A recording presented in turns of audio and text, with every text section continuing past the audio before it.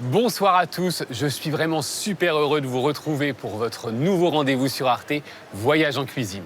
Aujourd'hui, on est dans un marché couvert, mais dans un instant, on va s'envoler pour le Sénégal, où on va découvrir le plat sénégalais par excellence, le thiéboudienne. Alors, on va se plonger dans sa recette, mais on va aussi évoquer son histoire. On l'appelle familièrement le thiep. Le thiéboudienne est un délicieux plat de poisson au riz tomaté qui fait la part belle aux légumes et aux épices. Incontournable et addictif. Pour ma part, je ne peux pas rester 48 ou 72 heures sans le manger. J'ai un problème. Pour Voyage en cuisine, Astougay a pris avec autorité les commandes des marmites. Et c'est à Saint-Louis, la capitale de l'ancienne colonie du Sénégal, qu'on va la rejoindre. À plus de 250 km de Dakar, au sud de la frontière mauritanienne. C'est ici que ce plat est né et qu'on est allé chercher le poisson. Est-ce que vous avez mon gros poisson pour le thiep? Oui, je l'ai. Oh, parfait. Voilà. Vous conseillez quoi? Vous avez l'habitude de vendre du poisson pour un thiep. Qu'est-ce que vous conseillez? On conseille soit du tchof, ou le maigre, ou le capitaine. Et une autre femme, Clémence, notre reporter, s'est pliée au rituel de la dégustation. Clémence, que j'aurai le bonheur d'accueillir dans quelques minutes. Vous retrouverez une recette maison du thiéboudienne en fin d'émission. Puis, direction Bordeaux pour le goût du pays. On passera un moment avec Cher, un influenceur qui prend plaisir à fusionner les cuisines sénégalaises et françaises et qui construit par la gastronomie un pont entre les deux pays. Mais sans plus tarder, on prend la direction de Saint-Louis.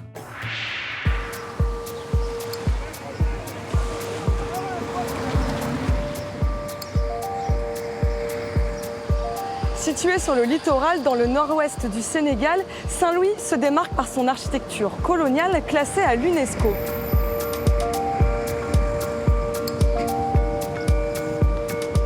Je me trouve sur le pont Faidherbe qui relie le continent, derrière moi, à l'île d'Endar, où se trouve la vieille ville de Saint-Louis. J'ai rendez-vous avec Amadou Diao, mécène œuvrant depuis des années à la défense et à la promotion de la culture saint-louisienne.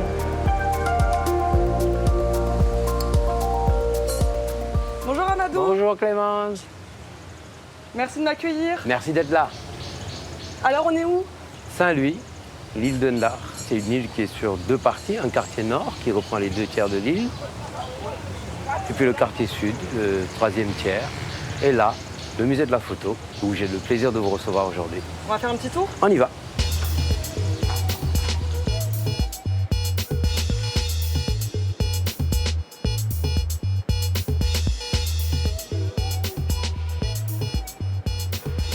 Saint-Louis est une ville de culture, une ville de patrimoine où on aime recevoir. Alors ici c'est un musée, mais c'est aussi une chambre d'hôte, une table d'hôte, vous Une aimez maison, recevoir. une table d'hôte, un espace de partage. Et Voilà. c'est ici qu'on va cuisiner? On va cuisiner aujourd'hui, on va aller vers le chef Bakary. Et c'est avec le chef Bakary que vous allez passer la journée. Tu m'amènes où, Bakary? Oui, justement, c'est le livreur du poisson, la dame, avec son frère, elle vient d'arriver.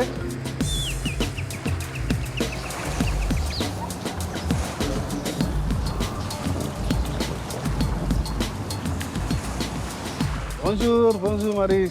Ça va? Ça va très bien. Et comment va la pêche? On a pu attraper quelque chose. Ah, d'accord, quand même, d'accord, ouais. ok. Là, on a Tilapia. ça vient du fleuve. J'ai pas mal de crevettes, Ok. donc le triage n'est pas encore fait. Est-ce que vous avez mon gros poisson pour le thiep? Oui, je l'ai. Oh, parfait. Voilà. Vous avez l'habitude de vendre du poisson pour un thiep. Qu'est-ce que vous conseillez? On conseille soit du tchof, ou le maigre, ou le capitaine. C'est très important, c'est la base du thiep. Si on dit thiep à Saint-Louis, c'est du poisson. On va faire un très bon thiep aujourd'hui. Maintenant qu'on a le poisson, qu'est-ce qui nous manque? Maintenant, il nous faut des légumes. Des légumes, on va chercher ça au marché.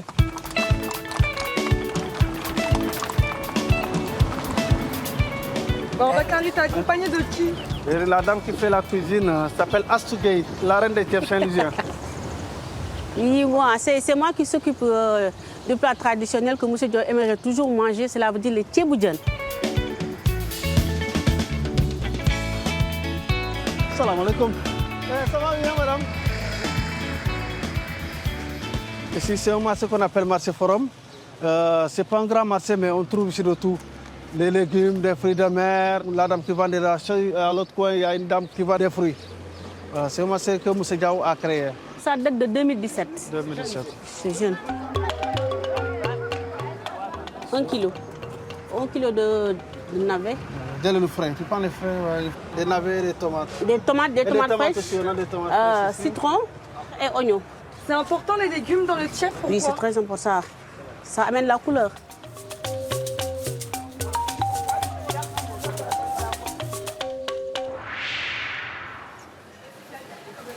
Pierre, tout le monde m'a dit à Saint-Louis que le thieboudienne, c'est certes sénégalais, mais c'est avant tout saint-louisien. Et il doit à la ville ses couleurs et ses saveurs. Tu me confirmes? Oui, et il y a même une légende qui voudrait que le thieboudienne ait été créé par une coiffeuse, une dénommée Pembambaye, qui au 19e siècle, à la demande du gouverneur, aurait abandonné ses bigoudis pour créer un plat de toutes pièces en mélangeant à la fois du riz, du poisson et même en mixant des tomates cerises. Ouais, tu vois, je savais pas. Et en fait, thieboudienne, ça signifie littéralement riz au poisson. Et à Saint-Louis, la pêche, elle est quand même très importante. Oui, alors à Saint-Louis, on est au nord du Sénégal, à environ 250 km de Dakar. Et alors, l'histoire de Saint-Louis, elle est intimement liée à cette façade maritime. C'est-à-dire que les Français, au XVIIe siècle, vont créer un premier comptoir commercial, à la fois pour regarder vers l'océan, mais aussi pour pénétrer progressivement par le fleuve Sénégal qui se trouve là-bas. Pourquoi? Pour deux raisons. D'une part, pour exploiter les ressources naturelles du milieu, mais aussi, de manière plus tragique, pour s'approvisionner en esclaves. Donc vraiment, l'activité de la pêche, elle est centrale à Saint-Louis. Et d'ailleurs, tu as sûrement dû le voir avec toutes ces magnifiques pirogues sur les plages.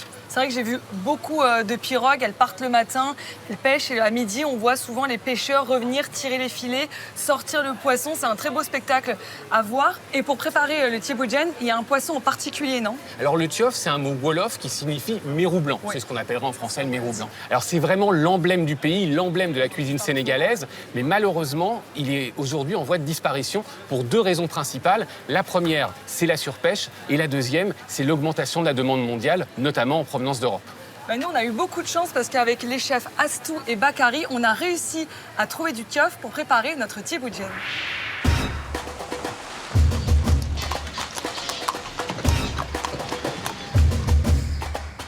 Le thieboudienne, aussi appelé tiep, a été créé, comme on l'a vu, par Pembambaye, une cuisinière saint-louisienne.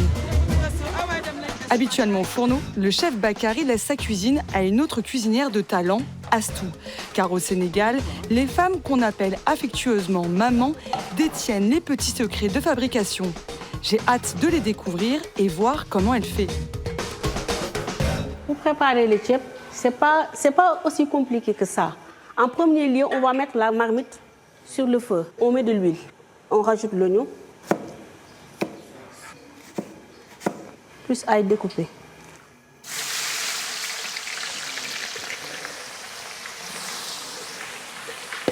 Et c'est un plat qui se prépare tout seul ou toujours accompagné? Normalement, c'est accompagné d'une maman. C'est très important pour accompagner. C'est notre maman qui nous apprend comment faire le thiep. Après, on va exercer, c'est ça. Vous êtes là pour surveiller? Non, pour cuisiner. C'est moi qui fais la cuisine. Dès que l'oignon soit un peu caramélisé, on met de la tomate concentrée. Il y a deux façons de thiep. Il y a un thiep blanc et un rouge. Le rouge, on fait ça avec la tomate concentrée. Je vais rajouter un peu d'eau pour que ça ne colle pas. Après, je vais mettre des feuilles de laurier. C'est un plat pimenté. Pas trop pimenté. Pas trop pimenté, mais juste on met toujours du piment dedans, dans le thiep. Là, je vais les mettre en entier, mais pour les autres, je vais les couper. Quel type de piment? Le piment vert et le piment jaune. Le thiep ici au Sénégal. En général, c'est préparé par les femmes ou par les hommes?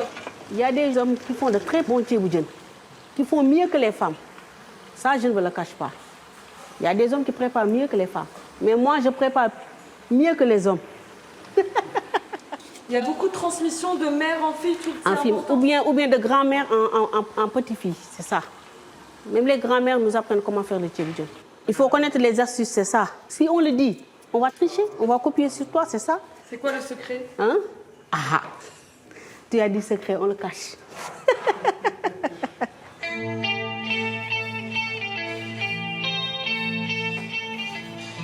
Ça se fait avec amour, c'est ça. Il y a des gens qui ont tout. Mais le goût, c'est le goût qui diffère, c'est ça. On n'aime pas les légumes trop cuits. À peine 10 minutes après, on les enlève. Quand on mange, on veut sentir croquant, c'est ça.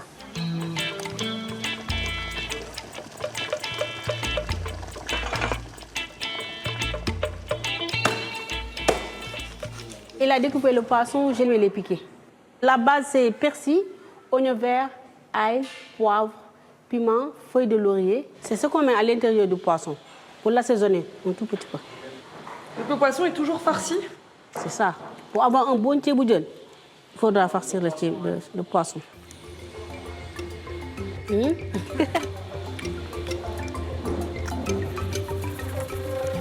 Tous les légumes qui sont cuits, je vais les enlever.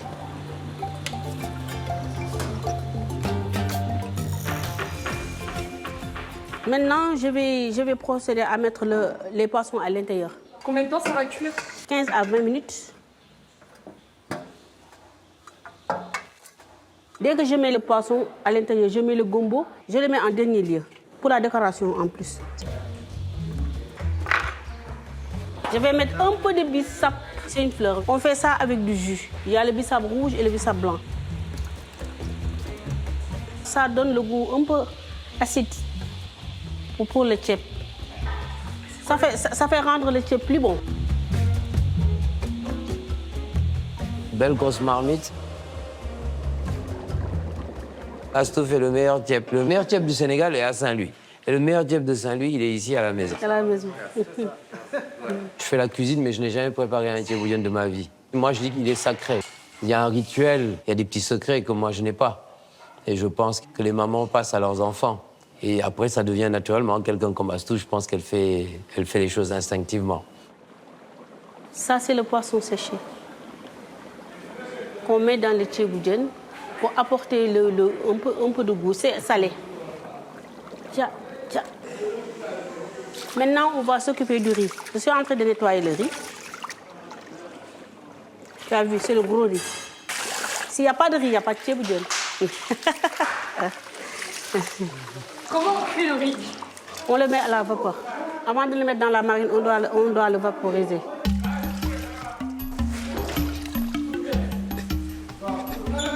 Je vais tout boucher pour éviter que la vapeur sorte. Maintenant, c'est la dernière étape. On va mettre du riz déjà fait à la vapeur. On le met ici. Astou, allez-y, le riz. Voilà. Attention, allez-y, c'est bon. Voilà. Ça va cuire petit feu avec la sauce dessus et tout ça. Comme ça. On remet tout. C'est quoi? C'est que le riz absorbe la sauce? Voilà, c'est le riz qui va absorber toute la sauce avec l'eau et tout ça. Ça va faire cuire. Ça prend combien de temps à peu près? 2 minutes comme ça, ça va être Ne bon. dis pas 10 minutes, tu dis une demi-heure. Juste comme ça, voilà. Allez.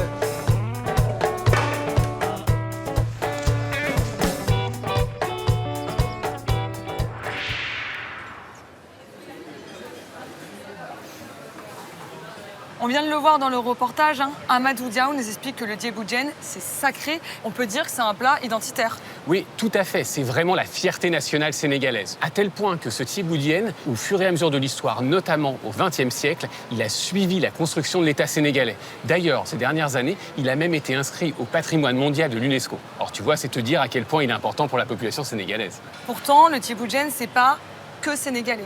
Non, le thieboudienne, on pourrait dire que c'est presque l'aboutissement de la colonisation. L'un des ingrédients de base du thieboudienne, c'est le riz. Et à la fin du 19e siècle, mais aussi au début du 20e siècle, la majorité du riz qui était importé au Sénégal provenait de l'Indochine, qui était une autre colonie française. C'était ce qu'on appelle du riz brisé, des brisures de riz. Autrement dit, du riz de mauvaise qualité, destiné aux oiseaux et dont les Européens ne voulaient évidemment pas.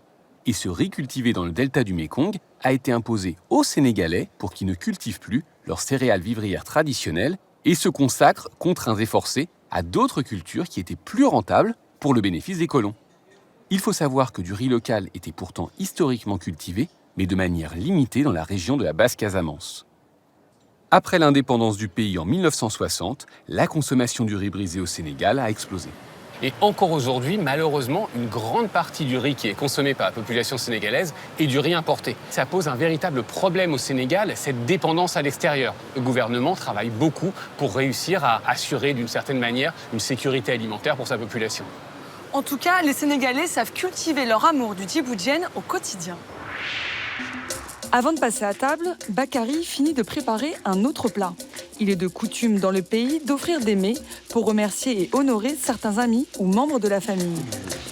Ça, Madou, c'est pas un tiep, qu'est-ce qui se passe? C'est pas un tiep, c'est le... On a eu un mariage cette semaine et nous envoyons au parrain de la mariée un méchoui avec un peu de volaille, un peu de tout. Parce qu'il a des voisins, lui aussi a des hôtes. Il recevra un tiep tout à l'heure d'ailleurs aussi. Donc on va couvrir tout ça. Comme ça. Il y a une façon particulière de servir? Oui, oui. C'est quoi? On va vous montrer comment on dresse les plats. Là maintenant c'est la touche de la maison, une décoration particulière. Là c'est une signature de Astou et du chef Bakary.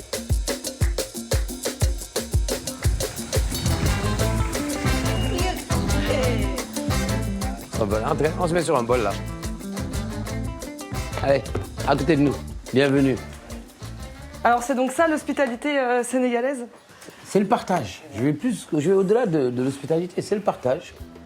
Parce que le diep, ça se mange avec plusieurs personnes comme... Ah, c'est plus sympathique, c'est plus agréable. Mais je tenais vraiment à ce qu'on ait à côté Fatima Fall, qui est d'abord une Saint-Louisienne et qui a rédigé un ouvrage sur le thieboudienne. Comment je dois le déguster, ce tiep, avec la cuillère ou avec la main? Il est meilleur à la main, mais pour une première leçon, commençons par la cuillère. Donc je trace ma part? Le principe de la pizza, on peut ne pas tracer, mais comprendre, savoir quelles sont les limites. On ne le fait pas normalement, on trace, mais on le sait. C'est virtuel. C'est imaginaire, c'est imaginaire. Un enfant qui va au-delà de son espace, on appelle ça, c'est l'enfant Tegindawal. Celui qui a osé toucher le milieu. C'est toute une éducation. Tout à fait. Voilà. Et souvent, d'ailleurs, c'est les personnes d'un certain âge qui gèrent les enfants. La grand-mère, c'est elle qui les éduque par rapport à la façon d'abord de manger. On ne regarde pas son vis-à-vis. Tu regardes que devant toi, en bloquant l'assiette, ça montre l'humilité qu'il y a. Si chacun bloque, ça veut dire que nous tous, on est égaux autour de ce bol qui nous rassemble. Bon, allez, c'est le moment de déguster ce magnifique tiep qu'on a préparé pendant toute une matinée.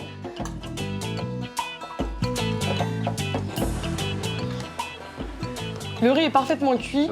Alors pour moi, c'est un petit peu pimenté, même beaucoup. C'est vrai que c'est un plat qui paraît très copieux, mais en fait c'est très léger parce qu'il y a beaucoup de légumes qui ont été cuits, bouillis, et le poisson qui apporte la protéine, c'est ça hein? Bien ça. Tout à fait. Je fais ma petite boulette. Elle ne va pas être petite, hein, celle-là. Quand on mange à la main, surtout avec des invités, comme on les sert en coupant les légumes, le poisson, et encore mieux si c'était avec des enfants, ça permet d'enlever les arêtes et donc permettre aux gens d'apprécier le repas. Mais en même temps, quand on mange avec la main, on se muscle en faisant les boulettes à la main, vous voyez. Est-ce que djiboudjienne, il y a une signification? Est-ce que le mot du plat veut dire quelque chose? Oui, parce que ça signifie tiep, c'est le riz et djen, c'est le poisson. Je trouve que c'est un plat qui est un peu addictif. C'est-à-dire que dès qu'on prend une cuillère, on a envie de replonger directement la cuillère dans le plat. Même si j'ai les papilles qui sont un peu en feu, c'est vrai que ça me... J'ai envie d'y retourner, comme on dit. C'est le mot et on se donne rendez-vous au milieu tout à l'heure.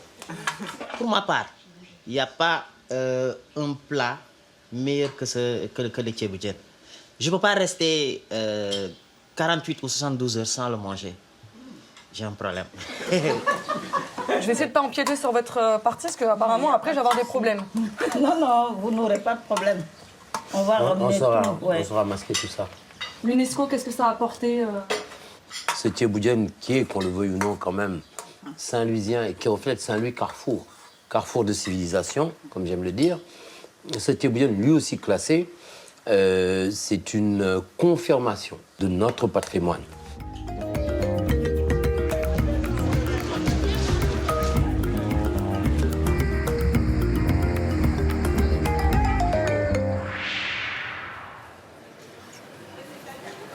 vient de l'entendre dans le reportage, Amadou, il insiste vraiment. Le djiboutienne, c'est une affirmation du patrimoine sénégalais.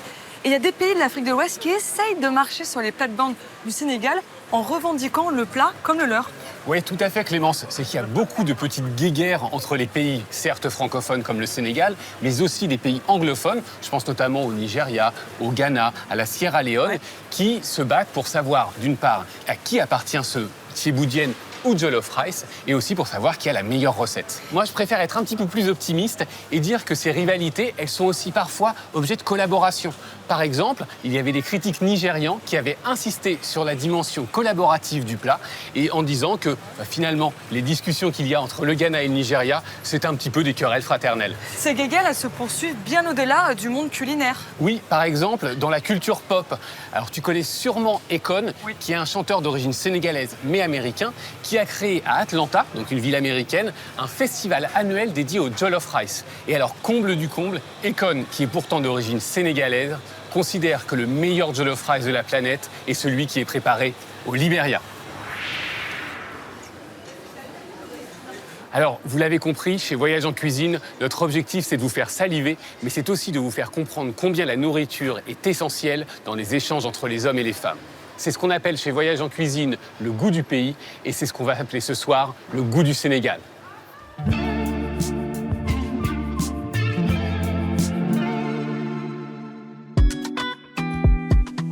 Chez nous, celui qui vient manger à la maison, il est traité comme un roi et il faut qu'il reparte avec le ventre plein. Et t'as intérêt à finir ton plat parce que si tu finis pas, les gens vont penser que t'as pas aimé.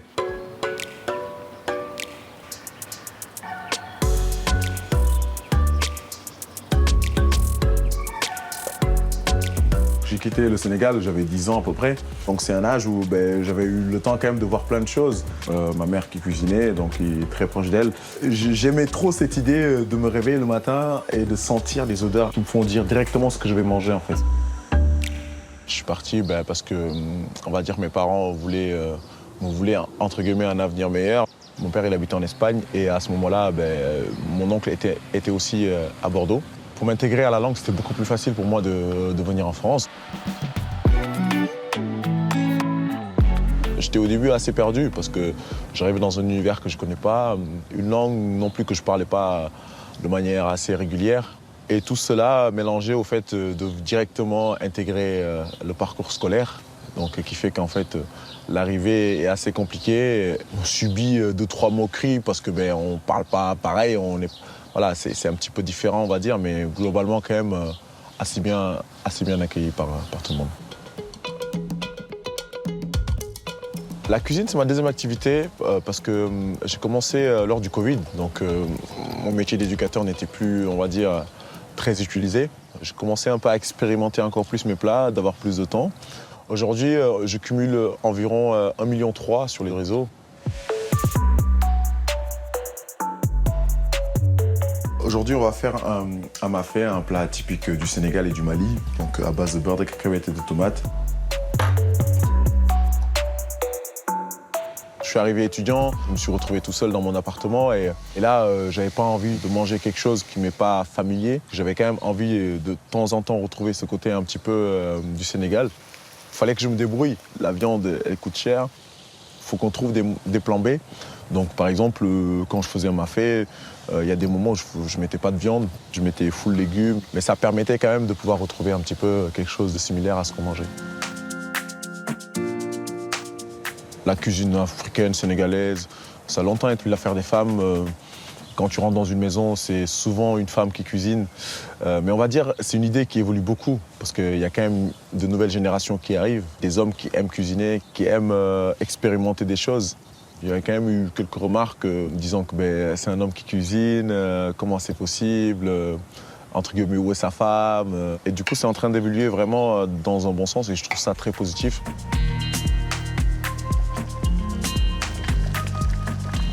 Depuis que je suis sur les réseaux sociaux, je me suis rendu compte que les gens aiment beaucoup la cuisine qui est fusionnée. Et moi, c'est quelque chose que j'adore parce que je suis dans un pays qui m'a accueilli et du coup qui a une richesse culinaire incroyable. Par exemple, le bœuf bourguignon, je l'avais repris en remplaçant le vin rouge par le bissap. Un jour, j'avais fait aussi un archipel entier J'ai remplacé la pomme de terre par le manioc. C'est vraiment un beau message qu'on peut passer à travers la cuisine, cette fusion des saveurs. J'ai un invité, Michael. Il n'a jamais goûté le mafé, donc ça va être la première fois. On va pouvoir voir un petit peu ce qu'il en pense.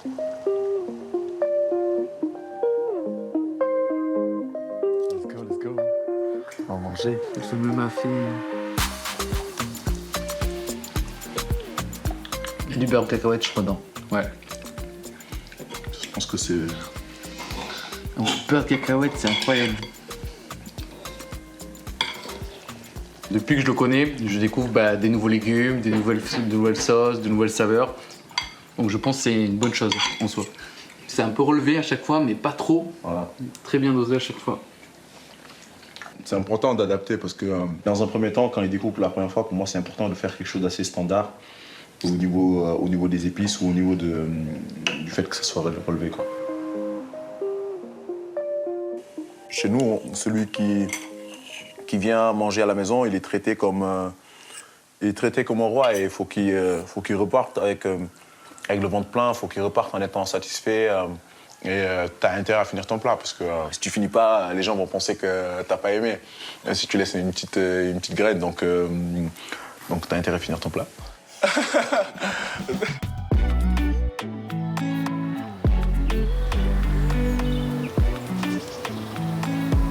Le fait de maintenant de voir qu'il y a beaucoup de personnes qui comptent sur moi pour pouvoir un petit peu découvrir aussi d'autres saveurs, ça me fait plaisir.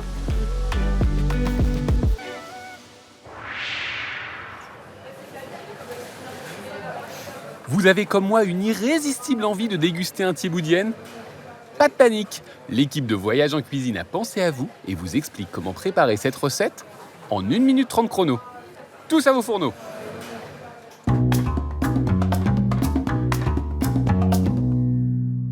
La préparation du thieboudienne, plat emblématique du Sénégal, demande un savoir-faire qui se transmet de génération en génération. Si vous n'avez pas de grand-mère sénégalaise, on a la recette qu'il vous faut. Demandez du poisson blanc à votre poissonnier. Pour le reste, vous aurez besoin d'un bouillon cube, d'échalotes, de persil, d'anettes, de citron et d'ail, de l'oignon rouge, du cumin, de la coriandre moulue, du laurier, des tomates et du concentré de tomates, des carottes, une patate douce, de la courge, des gombos, des piments lanternes et de la brisure de riz.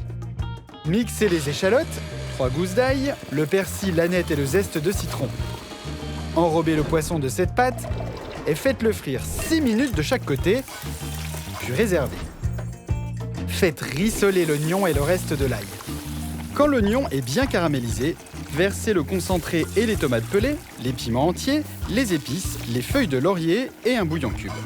Recouvrez d'eau et ajoutez les légumes. Laissez mijoter 20 minutes. Retirez les légumes, versez 3 tasses d'eau et faites cuire le riz à couvert et à feu doux jusqu'à absorption totale de la sauce. Enlevez les piments et dans un grand plat, disposez le poisson et les légumes sur le riz. Vos invités mangeront directement dedans et avec les doigts, c'est encore mieux. Retrouvez la fiche recette sur arte.tv. Notre voyage au Sénégal touche progressivement à sa fin. On se retrouve très bientôt pour un nouveau voyage gastronomique. Bonne soirée Clémence. À toi aussi, Pierre. Et guten appétit à toutes. Bon appétit. The darkness knows us tight, and I have to fight, let me burn too.